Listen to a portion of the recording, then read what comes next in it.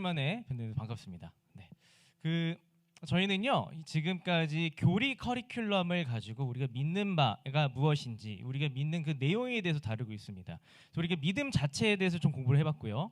그리고 이제 지난 시간까지는 하나님은 어떤 분이신가에서 나눴어요. 그리고 오늘부터 본격적으로 예수님에 대해서 좀 이야기를 나눠보려고 합니다. 이제 예수님이라는 주제가 딱 저에게 주어졌을 때 저는 그 신학교 때 배웠던 그 개론서를 쫙 폈어요. 신학교의 그 개론서가 몇 페이지인 줄 아세요, 여러분?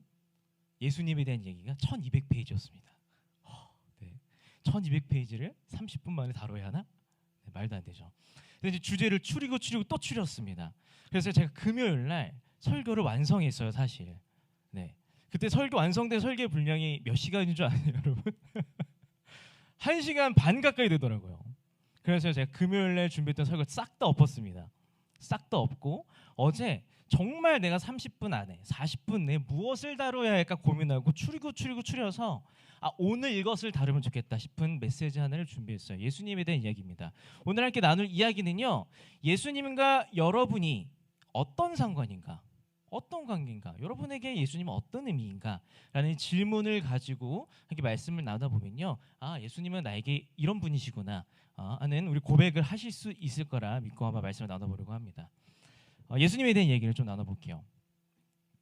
이제 몇 가지 이야기로 이제 시작하면 좋겠는데, 제가 얼마 전에 이제 감명 깊게 읽은 책이 있습니다. 전 제가 이제 아직 세상을 살아온 시간이 짧기 때문에 책을 통해서 세상을 배우고 있어요. 근데 책을 읽는데 좀 재밌지 않죠? 네, 끔찍한 일에 대한 이야기가 있습니다. 어떤 얘기냐면 2015년도에 엄청나게 큰 사건이 있었어요. 어떤 사건이냐면 이 독일의 한 항공사예요. 루비츠라고 하는 이름의 조종사가 있었대요. 근데 이 조종사가요, 이 이제 비행을 하는데 자기의 파트너가 잠깐 화장실에 간 사이에 안에서요 조종실 칸을 문을 잠궜다는 거예요. 잠궈 뭐 했을까요? 그대로 비행기를 끌고 곤두박질 쳤답니다. 그 자리에서요 루비츠라고 하는 사람과 그 비행기에 타고 있었던 150명의 사람들은 한 번에 목숨을 잃게 되는 끔찍한 사건이었죠. 사람들은요 그 사건을 보면서 놀랐대요. 아니, 그 사람이 도대체 왜 비행기 사고를 일으켰을까? 더 놀란 것은요, 사건에 대한 진상조사를 하다 보니까 루비츠라고 한 사람이 고의로 그렇게 했다는 겁니다. 고의로. 사람들은 너무 진짜 경악할 수밖에 없었어요. 경악할 수밖에 없었습니다. 왜냐하면 그 루비츠라고 하는 사람이 실제 일상생활에서는 너무 선량한 사람이었대요. 너무 좋은 사람이었대요. 왜 그랬을까요? 이제 사건 있으면 시간이 흐르고 또 사건 조사가 조금 더 진행된 이후에 밝혀진 바에 따르면 이 루비츠라고 하는 사람이 시력을 점점점 잃어가고 있었대요. 시력을 거의 상실하기 직전까지 갔었다고 합니다. 네. 그런 상황에서요, 루비츠는요 이런 좀 두려움에 빠졌던 것 같아요. 내가 이렇게 시력을 잃다 보면 내가 살아가는 이 조종사라고 하는 직업부터 내려놔야 될 수도 있겠구나. 살아가는 가운데 조종사 빼면 아무것도 없는데 나의 삶의 자리는 없겠구나. 나는 아무것도 아닌 존재가 될 수밖에 없겠구나라는 두려움에 빠졌던 것 같습니다. 그리고 이 이야기를 전했던 한 작가도요, 그 루비츠의 상황을 이렇게 진단하고 있습니다. 나의 존재가 흐릿해져가는 느낌이 들 때 가장 빠르게 나의 존재를 증명할 수 있는 방법은 폭력이다. 이 이야기 속에 이제 루비츠는요, 내가 아무것도 아닌 존재가 될 거라는 두려움을 이기지 못한 거예요. 불안감을 이기지 못했던 겁니다. 그리고 그 공포 가운데 루비츠라고 하는 사람의 삶에는요, 마음에는요 안식이 없었어요. 안식이 없다고 할 수 있습니다. 이제 또 다른 이야기가 있어요. 이번엔 어떤 이야기냐면 자신의 청소년 아들의 이야기를 전하는 한 어머니의 이야기입니다. 어느 날 이 아들이 다니고 있는 학교에서요, 상담 선생님께 이런 얘기를 들었다는 겁니다. 당신의 아들이 심각한 우울증에 빠졌어요. 그러니까 어머니 놀랐죠. 그래서 어머니는요 부랴부랴 그 아들을 데리고 병원에 갔대요. 병원에 가서 이제 상담도 받고 이제 여러 가지 얘기를 듣다 보니까 어머니 깨달은 겁니다.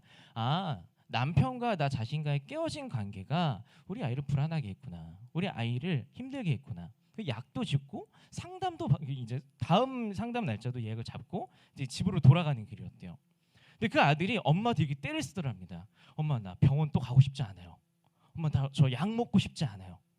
근데 사실 우리가 이거를 아이에게 억지로 강요할 수는 없는 일이잖아요. 그래서 어머니는요 그냥 시간이 흘러가는데 그냥 내버려 뒀대요.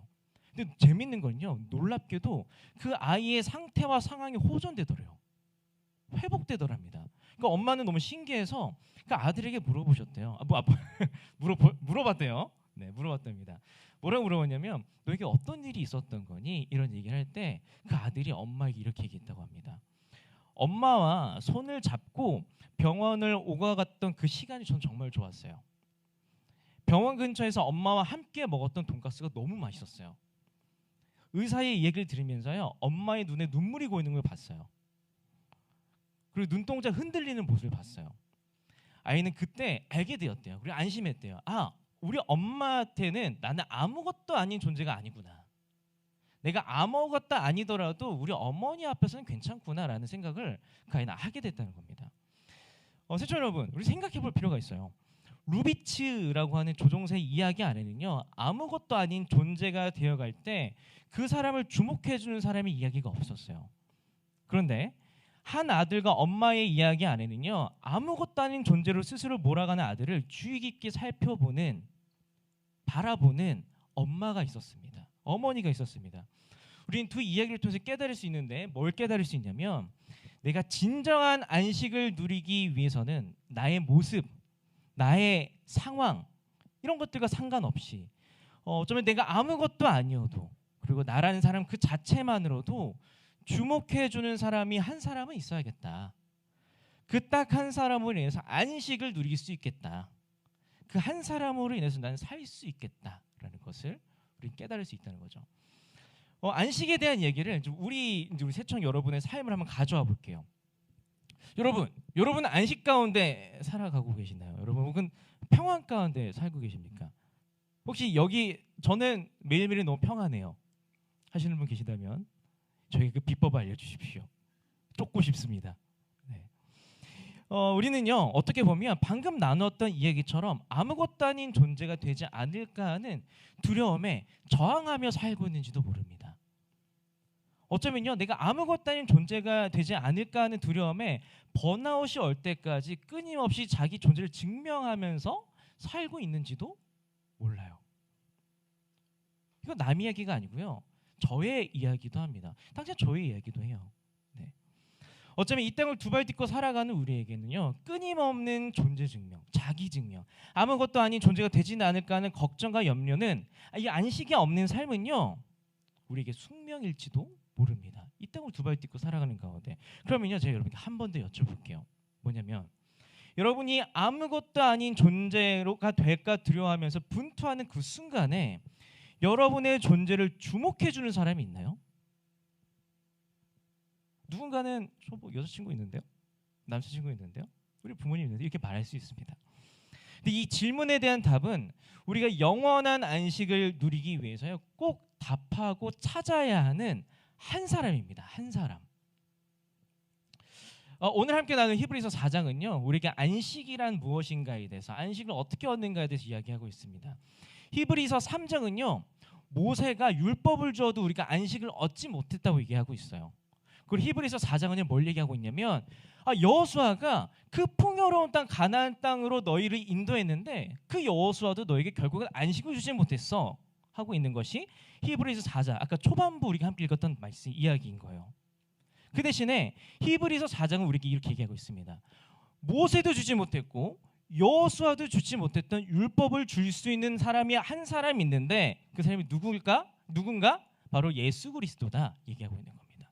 이게 우리가 읽은 히브리서 4장 이야기라고 할 수 있어요. 특별히 히브리서 4장 이야기하고 있는 예수님은요, 이런 분이십니다. 성육신 예수님이세요. 성육신 예수님.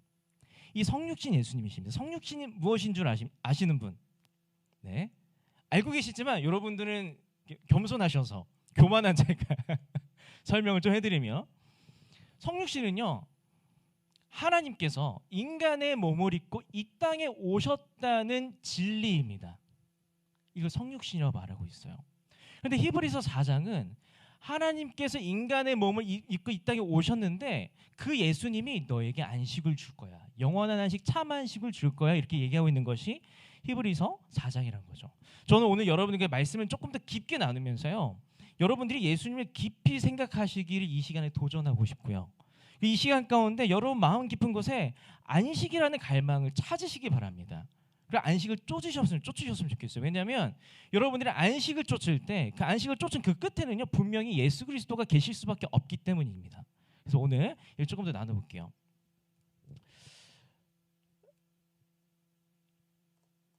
제가 사실 소주제를 적으려고 그랬는데 여러분 한번 따라서 읽어보시겠어요? 네, 제가 말씀드리면 한번 따라서 말씀해 보세요. 자, 하나님의 공감 성육신 아무것도 아닌 자들을 정확히 보셨다. 우리 14절 15절을요 함께 읽겠습니다. 시작. 네, 50. 네, 그러므로 우리의 큰 대제사장이 계시니 승천하신 이 곧 하나님의 아들 예수시라. 우리가 믿는 도리를 굳게 잡을지어다. 우리에게 있는 대제사장은 우리 연약함을 동정하지 못하실 리가 아니오 모든 일에 우리와 똑같이 시험을 받으신 이로되 죄는 없으시니라. 우리가 지금 읽은 본문에서요 주목할 만한 단어가 있습니다. 뭐냐면 동정하다라는 단어예요. 이 동정하다라는 단어를 우리 삶에 쉽게 찾을 수 있는 단어로 바꿔서 얘기하면 공감이라고 할 수 있습니다. 공감하다라고 할 수 있어요. 인간의 몸을 입고 이 땅 위를 걸어 다니셨던 하느님, 이 예수님께서요 우리 삶에 공감하셨다는 겁니다. 그렇다면요 여러분 공감에 대해서 정의하실 수 있으세요? 예수님이 말씀하신 공감의 의미가 뭘까요? 네, 이 공감의 의미가 뭘까요? 생각해 볼 필요가 있습니다. 언젠가 저는 이 당신이 옳다라는 책을 읽은 적이 있어요. 저는 개인적으로 너무 강추하는 책입니다. 네, 은혜 받았습니다. 네, 그런 책이에요. 근데 이제 그 책에서요 공감을요 이렇게 정의 내렸습니다. 뭐 어떻게 정의 내렸냐면 공감은 그저 들어주는 것이 아니다. 공감은 인내심을 가지고 들어주는 것이 아니다. 바로 공감은 정확하게 듣는 것이다 라고 얘기하더라고요. 이 말은요 상대방의 이야기를 정확하게 듣고 상대방을 있는 그대로 바라봐주는 것이 공감이라고 한다는 것이죠. 상대방을 정확히 있는 그대로 보는 것이 공감이라고 하고 있어요. 상대방을요 상대방이 어떤 모습이든 상대방이 무슨 말을 하든 어찌 되었든 너는 하고 정확히 똑똑히 바로 보는 것이 공감이라고 얘기하고 있는 겁니다. 저는요 이런 공감에 대한 정의가 참으로 옳다고 생각합니다. 그리고 12절에서 얘기하고 있는 그리고 오늘 본문에서 이야기하고 있는 예수님의 공감이 이와 같다라고 또 생각할 수 있어요. 12절이 그것을 지지해 줍니다. 우리 12절을 함께 읽으면 좋겠어요. 자, 읽겠습니다. 시작. 하나님의 말씀은 살아있고 활력이 있어 좌우의 날선 어떤 곰보다도 예리하여 혼과 영과 및 관절과 골수를 찔러 쪼개기까지 하며 또 마음의 생각과 뜻을 판단하나니 지으신 것이 하나도 그 앞에 나타나지 않음이 없고 우리의 결산을 받으실 이에 눈앞에 만물이 벌거벗은 것 같이 드러나느니라. 사실 우리는 이 성경 구절을 접하면요 긴장합니다. 뭐야 내가 드러난데 날 꿰뚫고 계시대. 근데 저는요 여기서요 주어를 예수님을 바꾸고 싶어요. 예수님의 말씀을요 예수님으로 바꿔서 다시 읽고 싶어요. 왜냐하면 결국에는 하나님의 말씀은요 예수님을 가리키고 있고 하나님의 말씀을 요한복음은 예수님이라고 표현하고 있기 때문입니다. 그래서 저는요 이 얘기를요 주어를 예수님으로 바꿔서 다시 읽고 싶습니다. 우리 함께 읽으면 좋겠어요. PPT도 준비되어 있습니다. 시작. 날선 어떤 곰보다도 예리하여서 혼과 영과 및 관절과 골수를 찔러 쪼개기까지 하며 또 마음의 생각과 뜻을 판단하나니 없고 우리의 결산을 받으실 이의 눈앞에 만물이 벌거벗은 것 같이 드러나느니라. 우리는요 지금 함께 읽은 것을 통해서요 하나님께서 인간의 몸을 입고 오셔서 이 땅 예수님을 살아가시면서 우리 삶을 공감하신다는 것이 어떤 의미인지 좀 헤아려 볼 수 있습니다. 이 부분에 따르면 예수님은요 이 땅 위를 걸어다니면서요 예리하게 세상을 관찰하셨대요. 세상을 보셨다는 겁니다. 이 본문에 따르면요 예수님이 이 땅을 걸어다니면서 이 세상을 살아가고 있는 사람들을 정확히 보셨다고 하고 있어요. 이 땅 위를 걸어다니면서 이 세상을 살아가는 사람들 낱낱이 정확히 살펴보셨다고 이야기한다고 할 수 있습니다. 이 본문에 따르면 우리가 아까 공감은 정확히 본다고 했죠. 예수님은요 이 본문에 의해서 우리 삶을 정확히 보셨다는 겁니다. 정확히 공감했다고 볼 수 있어요. 이게 살짝 어려운데 그렇다면 예수님은요 이 땅 위를 걸어다니면서 무엇을 보셨을까요? 어떤 것을 보셨을까요? 무엇에 대해 공감을 하셨을까요? 예수님은요 이 땅 위에서 살아가시면서요 아무것도 아닌 존재들, 별것 없는 자가 될까서 두려워서 전전긍긍하는 사람들을 보셨습니다. 그리고 이 땅의 사람들을 두렵게 하는 원인도 보셨습니다. 그 원인은 무엇일까요? 간단합니다. 율법주의라고 지칭되는 모든 것들입니다. 이스라엘 사람들에게는요 꼭 지켜야 할 삶의 원리가 있었어요. 그리고 이스라엘 사람들은 그 율법을 지키느냐 지키지 않느냐, 그 율법에 어울리느냐 어울리지 않느냐에 따라서요 사람들이 가렸습니다. 너 사람들한테 사랑받을 수 없는 사람인 것 같은데, 하나님도 널 사랑하지 않으시는 것 같은데, 그 판단 기준은 뭐였다고요? 율법이었어요. 이게 바로 율법주의였다고 할 수 있습니다. 율법에 얽매여 있는 사람들은요 율법을 만족시키기 위해서 자신의 인생을 살았습니다. 자신의 삶을 걸었다고 볼 수 있어요. 근데 실상을 뜯어보면은 이스라엘 백성들은요 율법을 쫓아 사는 바리새인들, 그 종교 지도자들의 눈과 마음을 만족시키기 위해서 살았다는 것이 분명합니다. 왜냐하면 그걸 지키는 순간 하나님께 인정받기 위해서 지킨다는 것이 아니고요, 그걸 지키는 이유가요 바리새인들께 비판받고 비난받고 평가받고 싶지 않아서 지키는 것이기 때문이에요. 그런 사람들은 율법에 얽매여서 살았다는 것이죠. 생판 남인 그 사람들을 만족시키기 위해서 늘 긴장 가운데 살았다는 겁니다. 어느 것 하나라도 어긴 것이 있을까 전전긍긍하며 살았다는 겁니다. 왜냐하면 삐끗 하나 놓치거나 한 번이라 넘어지거나 실수하면 그 사이로부터 따돌림 당할 것이 마땅했기 때문이에요. 존재감을 잃어버릴 것이 마땅했고 영향력을 잃어버리고 나의 존재가 희미해질 것이 마땅했기 때문입니다. 아무것도 아닌 존재로 여겨질 것이 마땅했기 때문이에요. 이때 율법주의의 본질은 이렇게 얘기할 수 있어요. 율법주의의 본질을 이렇게 얘기할 수 있습니다. 아무것도 아닌 존재, 변변치 않은 자는 낙인을 찍는 것, 그 이상 귀하도 아니다. 이게 바로 율법주의의 본질이라고 할 수 있어요. 그렇기 때문에 그들의 삶에 쉼과 안식을 꿈꿀 수 없었습니다. 늘 긴장 가운데 살아가야 했기 때문이에요. 진정한 안식을 누릴 수 없었다 말 수 있어요. 이스라엘 백성들이 살던 사회는요 율법을 근거로 그 당시 백성들을 쪼았습니다. 너 모자라, 너 채워야 돼. 너 뭐야 아직 못 지켰는데? 실패했는데? 연약했는데?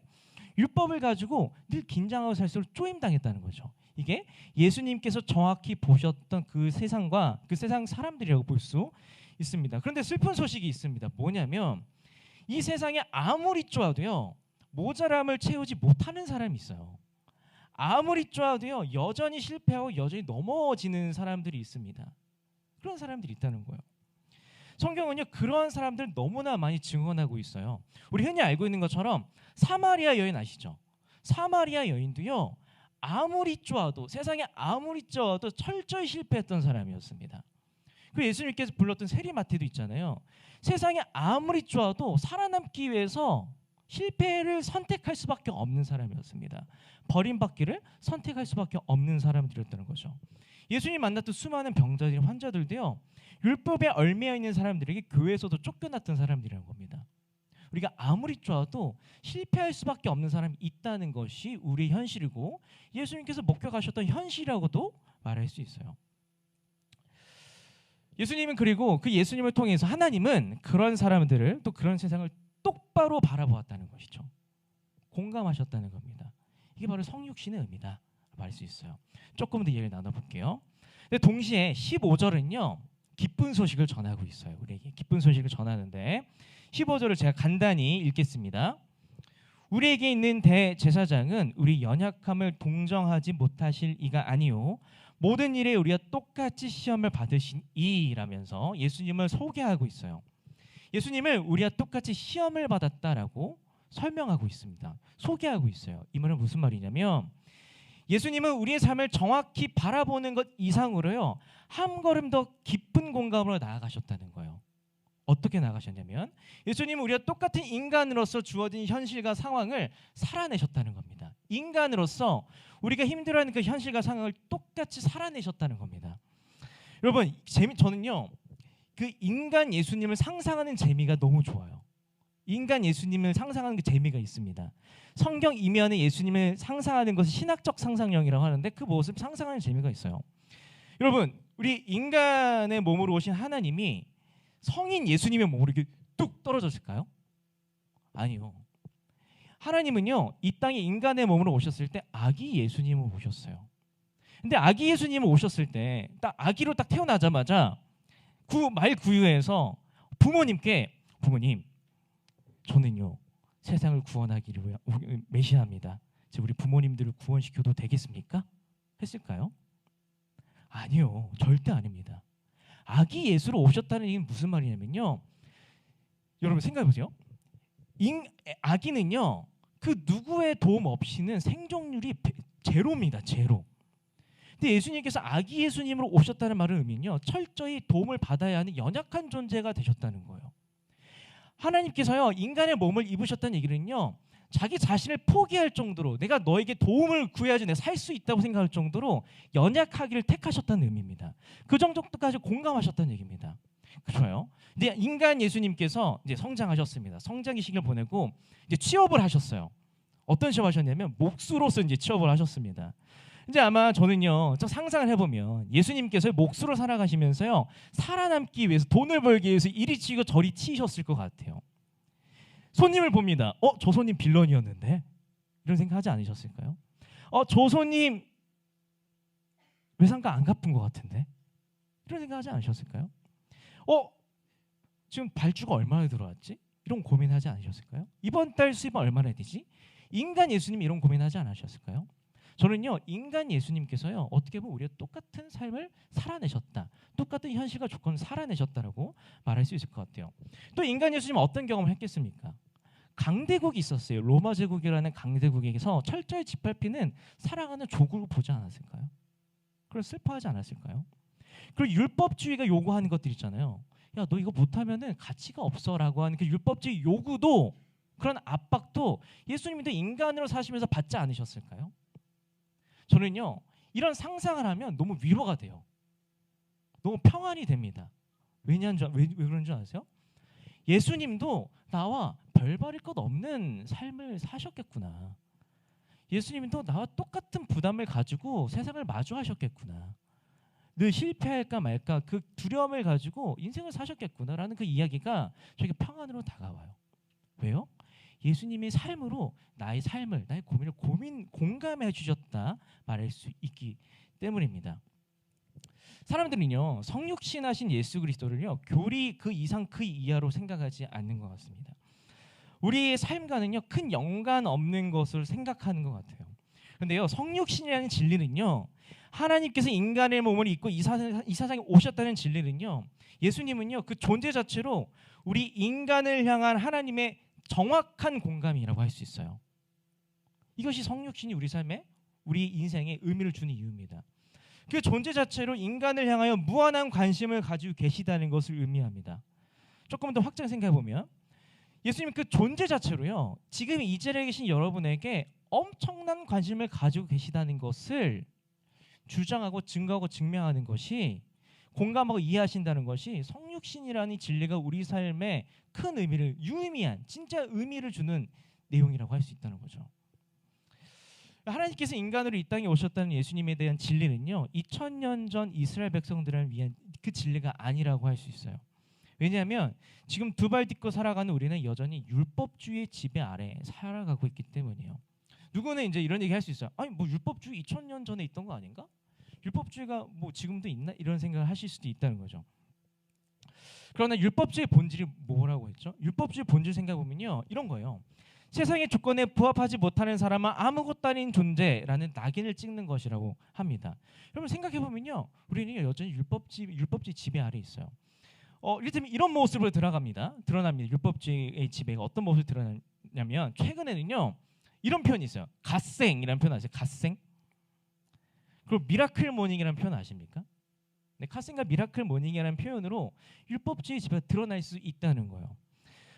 갓생은 무슨 의미냐면요, 이 신을 뜻하는 영어의 갓이랑 그리고 날생자라는 그 단어를 합친 건데, 허투루 보내는 시간이 없이 매우 부지런하게 산다는 말을 의미하고 있어요. 그리고 미라클 모닝은요, 갓생을 살기 위해서 새벽에 일어나서 공부하고 책 읽고 운동한다는 걸 얘기하고 있습니다.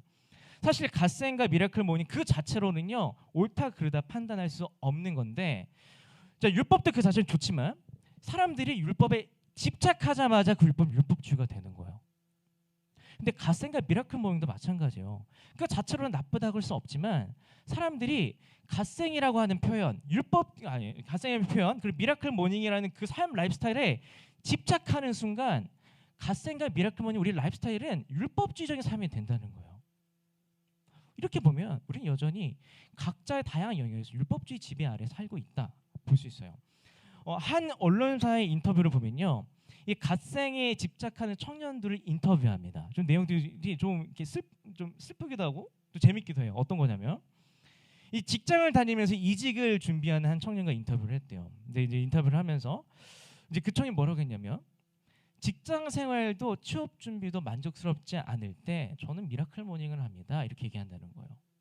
그 내면에는 어떤 심리가 있냐면, 뭐라도 해야 할 것 같은 불안감 때문에 미라클 모닝을 해야겠다는 거예요.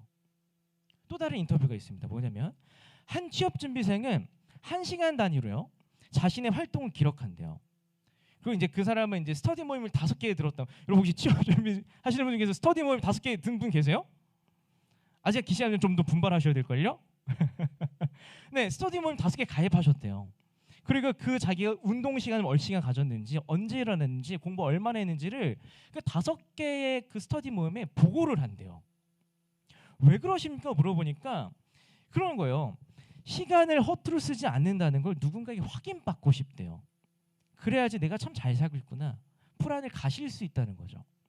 이런 상황들을요, 한 심리학 교수는 이렇게 진단하고 있는데, 청년들의 갓생에 대한 이 강박과의 불안한 마음 이렇게 얘기하고 있습니다. 남들에게 뒤처지는 것에 대한 두려움을 느끼는 상태에 빠져 있다. 오늘 청년들이 그런 상태에 빠져 있다고 진단하고 있는 겁니다. 남들에게 뒤처지면, 남보다 못하면 쓸모없는 존재, 아무것도 아닌 존재가 되지는 않을까 하는 두려움을 가지고 오늘날 이 청년들이 살아가고 있다는 거예요. 사랑하는 시청자 여러분, 이뿐만일까요? 전 조금 더 딥한 얘기를 좀 해보고 싶어요. 어떤 얘기냐면, 제가 이제 저는 이제 내향적인 사람이라서 사람들을 만나면 이렇게 막 이렇게 합니다. 근데 중요한 건 이게 제가 어쨌든 사역을 하다 보니까 사람들을 많이 만날 수밖에 없어요. 근데 사람들 많이 만나는데 그분들이 꼭 자기 속 얘기를 막 토로하시는 분이 꽤 많아요. 근데 그 얘기를 하나하나 듣잖아요. 제가 감당할 수 없는 얘기들이 너무 많아요. 어쩔 때는 이 얘기를 나한테 해도 괜찮아? 하고 싶은 얘기도 많아요. 그런데 그런 얘기를 듣자마자 저는 슬픈 게 뭐냐면, 하나같이 사회로부터 낙인 찍힐 만한 얘기라는 거예요. 이렇다면 이런 겁니다. 제가 이제 이게 이제 미혼모 분들을 위한 행사에 자원봉사 스텝을 참여한 적이 있어요. 근데 미혼모 분들과 그 미혼모의 자녀들을 보면서 속상했습니다. 왜냐하면 그 내막을 보잖아요. 미혼모라는 이유만으로 사회에 낙인 찍혀 살아가는 거예요. 근데 거기까지만 해도 괜찮다, 100번 양보해서 괜찮다고 합시다. 근데 더 큰 문제는요, 그 자녀한테도 그게 미친다는 겁니다.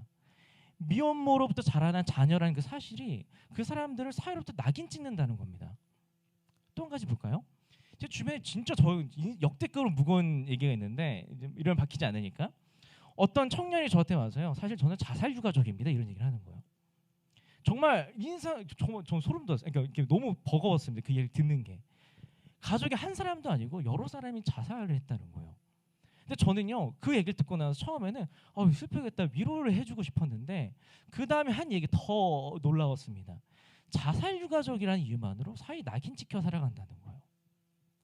이게 율법주의 지배 아래 살아가는 원리와 원칙, 어떤 잘 살고 있다는 그 기준에 맞춰서 살아가고 있는 이 사회에서요, 사람들 낙인 찍는다는 거예요. 이런 세상의 모습을 두고 봤을 때 과연 2000년 전에 율법주의라고 하는 그 주의 그 아래에서 괴로움을 살아가고 있는 이스라엘 백성들과 지금 우리의 삶이 다릅니까? 전 다르지 않다고 생각해요. 율법주의는요, 여전히 우리를 지배하고 있고요, 우리가 뭐 하나 실수하면 여전히 우리의 존재를 깎아내리고 우리 존재를 지워버리려고 합니다. 여전히 우리는 율법주의라고 하는 시대에 살아가고 할 수 있어요. 우리는 잊지 않으셨으면 좋겠습니다. 세상에 존재감이 없어질까 봐 두려워서 불안해서 붙잡고 있는 것, 그것이 무엇이 됐든지 간에 여러분들의 율법이 될 수 있습니다. 우리의 율법이 될 수 있습니다.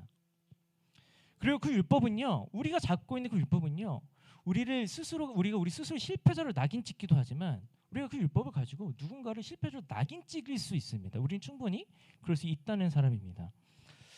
여러분들에게 있어서요, 율법은 무엇입니까? 여러분들이 불안을 감추기 위해서, 존재감을 발휘하기 위해서 끝까지 잡고 있는 그 율법은 무엇입니까?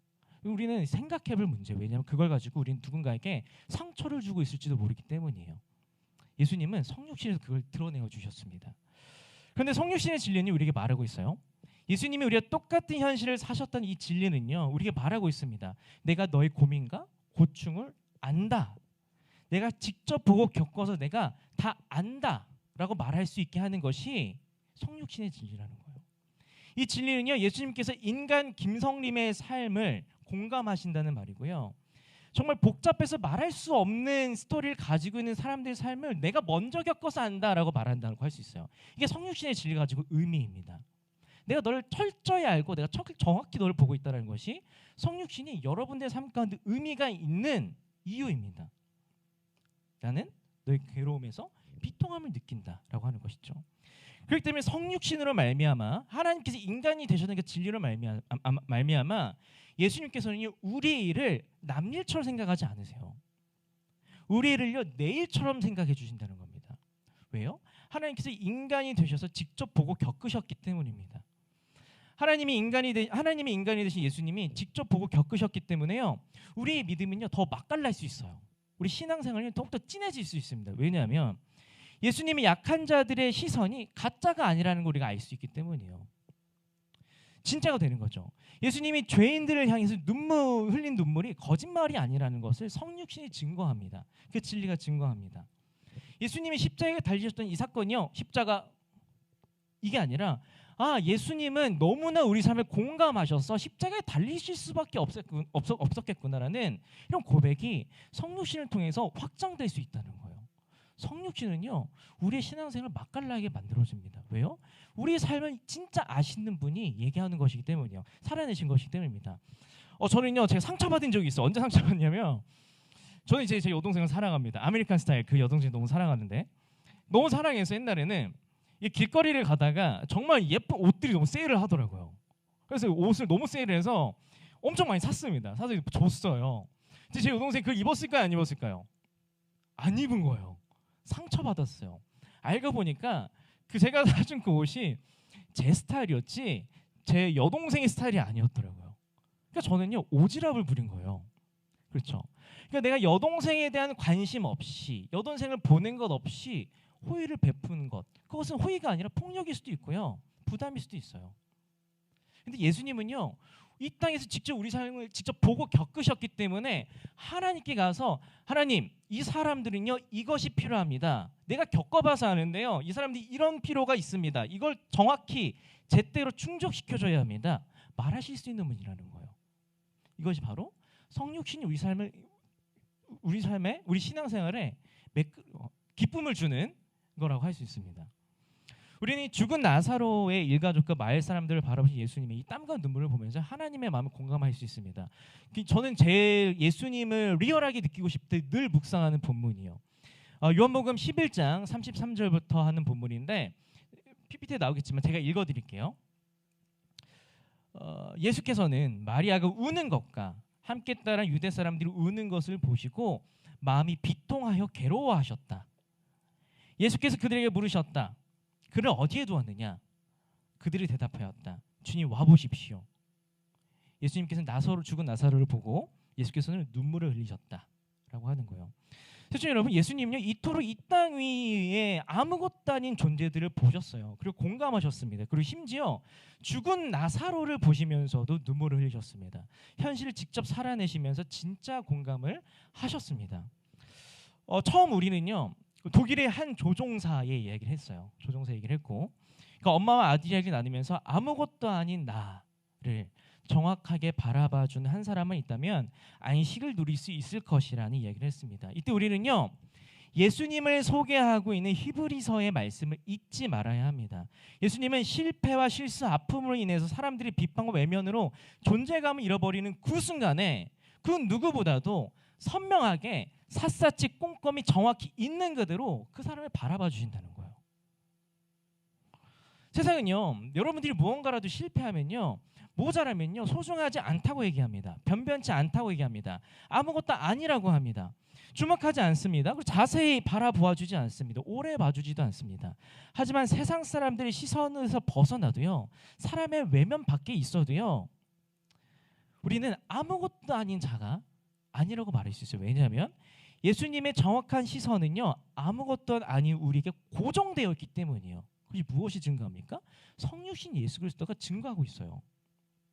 예수님의 시선은요, 예수님의 시선을 우리는 절대로 벗어날 수가 없습니다. 그것은 무엇이 증거합니까? 예수님이 직접 보시기에 찾아왔다니까요. 성육신의 진리입니다. 인간의 몸을 입으시고 우리의 일상을 정확히 보신 하나님의 시선 아래에서 우리는요, 아무것도 아니어서 불안한 존재가 아니고요, 아무것도 아니어도요 주목받는 자가 되었어요. 아무것도 아니어도 충분한 사람이 되었어요. 이제 우리는요 쉴 수 있어요. 안식할 수 있어요. 우리는 더 이상 우리를 증명할 필요가 없기 때문입니다.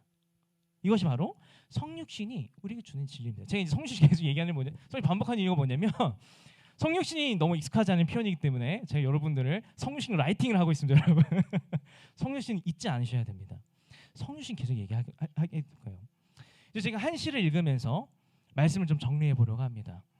세상은 우리에게 안식을 주지 않아요. 돈을 벌어라, 뭐 매력적이게 돼야 된다, 뭐 인스타나 유튜브 조회수 높아야 된다, 인플루언서가 돼야 된다, 이런 얘기를 하고 있죠.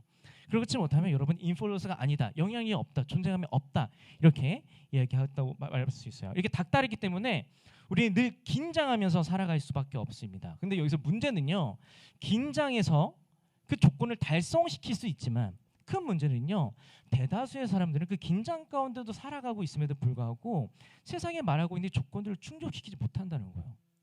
그리고 그런 사람들은요, 아무것도 아닌 존재로 인생을 살아갈 수밖에 없다라는 거예요. 외면받는다는 겁니다. 그러나 아무것도 아닌 우리 자신을 주목해줄 한 사람이 필요합니다.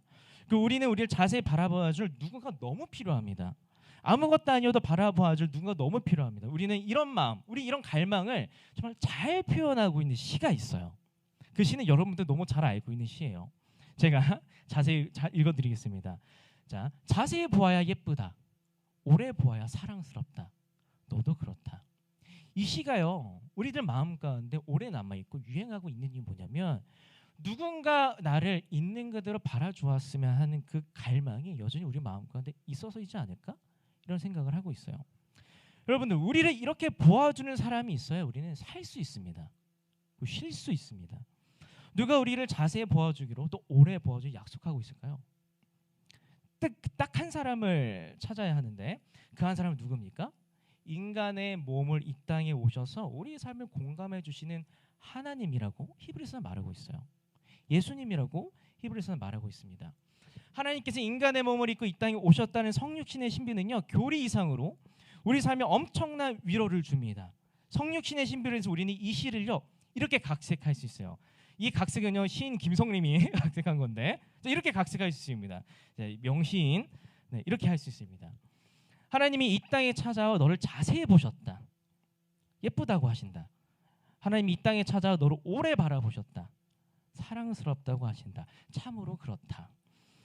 사랑하는 시청자 여러분, 성육신은요 우리를 향한 하나님의 관심입니다. 성육신은요 우리를 향한 하나님의 시선 집중입니다. 우리를 향한 하나님의 공감입니다. 우리의 몸을 입으신 하나님은 아무것도 아닌 사람들을, 아무것도 아닌 저와 여러분을 정확히 보고 계십니다. 자세히 보십니다. 이제 아무것도 아닌 우리를 자세히 바라봐 주시는 예수님 시선 가운데 안식을 누리며 사는 우리 새청청년들 모두가 되었으면 좋겠어요. 우리가 아무리 소외되어도, 아무리 연약하여도 하나님은요 우리에게 시선을 절대 거두시지 않기 때문입니다. 절대로 시선을 고정하기 때문입니다. 무엇이 증거합니까? 성육신 예수 그리스도가 그것을 증거합니다. 우리는 성육신 예수 그리스도 안에서 나는 참 괜찮다 안심하며 살 수 있습니다. 우리 함께 안심하며 살았으면 좋겠습니다. 평안을 누리셨으면 좋겠습니다.